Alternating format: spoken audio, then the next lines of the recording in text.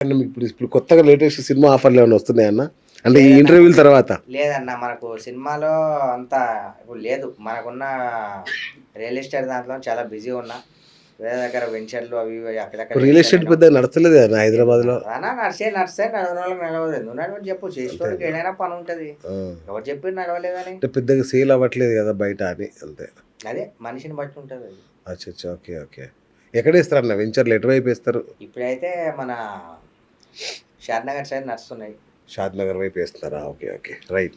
So, ఇప్పుడు ఇదంతా చూసిన తర్వాత చాలామంది పిల్లలు హర్ట్ అయ్యి ఉంటారు.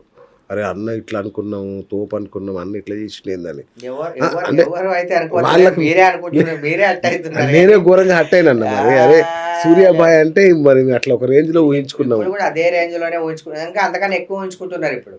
అట్లా అంతకన్నా వాళ్ళకు అంతకన్నా ఎక్కువ ఊహించుకుంటున్నారిప్పుడు. ఆ! నీకో విషయం తెలుసా?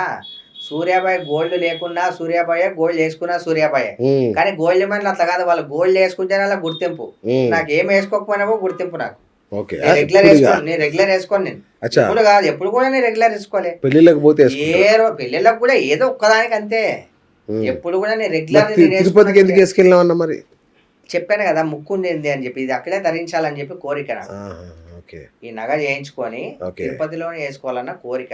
ఓకే. అందుకే తిరుపతికేసుకెళ్ళా.